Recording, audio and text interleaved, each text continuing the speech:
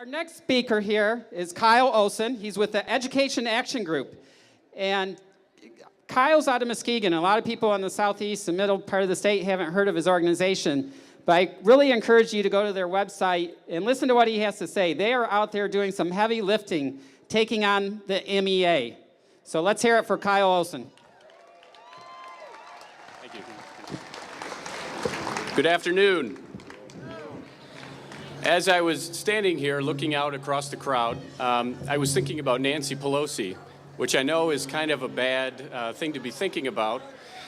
But I was thinking about her comment when she accused the Tea Party members of being AstroTurf. And so my question to start out is, since I'm talking about education, we'll do a show of hands. If you were not paid to be here today, raise your hand. If you were not bused here today, raise your hand. Do we get gas money?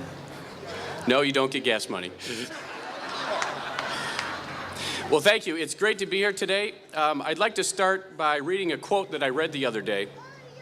As I read this, think about what right-wing extremists could possibly be spewing this rhetoric.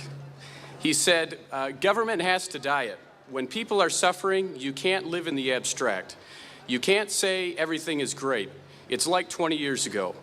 It's not going to be that way. People are suffering. You have to be able to cut back and start sharing the loss that people have. He went on to say, you can't raise real estate taxes. People can't even pay them today. That's the difficulty. You know how many people are out of work? You know how many people have gotten cut back? Their sons and daughters can't get jobs. They've got student loans to repay. This is a much more serious crisis. You know who said that? That was the right-wing, extremist, teabagging, homophobe, redneck mayor of Chicago, Richard Daley, that said that. Even Richard Daley, the mayor of the hometown of the President of the United States, understands there is a problem. Spending in Chicago is so out of control, they're looking at a $1 billion deficit for Chicago public schools. Sadly, things aren't much better here in Michigan, as the current level of school spending and the current level of benefits is unsustainable. We often hear from the political class here in Lansing that we have a funding problem for our public schools. That's code for we need to figure out a way to find more tax money. Let me be clear. We don't have a funding problem. We have a spending problem.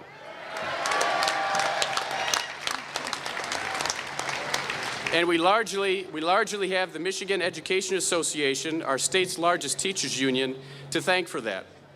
But their accomplices are hundreds of union-elected school boards across the state that give in to the MEA's every demand at the bargaining table. The time for giving in to the MEA is over.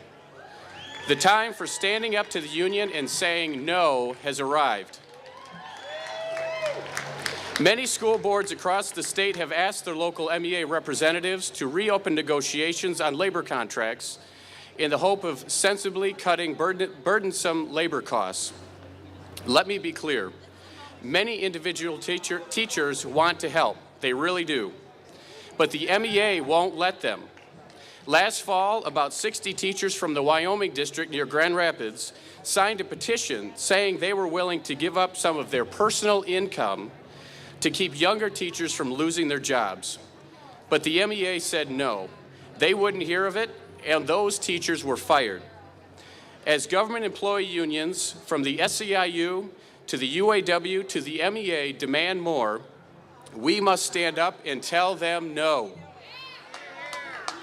The state Senate tried to do that 3 times recently, but the Democratic minority, with the exception of one senator, refused to stand up to organized labor, one of the biggest bankrollers of their campaigns. So to the legislature, we say, live within your means, just as our families must live within our means. And our schools must live within their means, just as our families must live within our means. It's no wonder our schools are facing the financial problems they are. The MEA sets the tone. MEA President Ira Salters last year received a 15% increase in her compensation. Because of the outrageous benefits the union gives its own unionized staff, now think about that. The union staff is unionized. It is tens of millions of dollars in the red. And yet the union sees no problem demanding that type of spending in our public schools to the detriment of children, parents, and taxpayers. The MEA is even promoting a bill that says if you, school district, don't spend enough of what you have, the state will withhold more money until you do. There's a clear message from the MEA. Meet our demands or pay the price. Michigan's unionized public school teachers have long been among the best paid in the nation. Nobody can say the state has not taken care of its teachers with generous benefits and tenure protection. But now, when our schools are in desperate need of help, the MEA crawls back under their rock and tells us this is none of their problem. It is time for taxpayers of Michigan to stand up and demand that the MEA, SEIU, and UAW understand that they work for us. We don't work for them.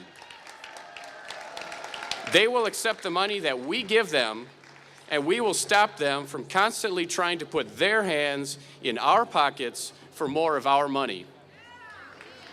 If they won't voluntarily make concessions to help our state through this crisis, state officials should make them, just as the state Senate has been trying to do. So MEA, SEIU, and UAW, here's a question. Do government employees work for us, or do we work for them? And we haven't even talked about student achievement. A recent study concluded American students were 25th globally in math scores, yet we spend the most of any country. So the answer is more money for automatic raises, more money to keep lavish benefits. To that, we say no. It is time for the MEA to understand our schools must live within their means. And that means, MEA, share in the sacrifice we're all making. You want more taxes? To that, we say no. The MEA is the problem in public education. There's nothing wrong with public education that breaking the power of the MEA wouldn't fix. Thank you.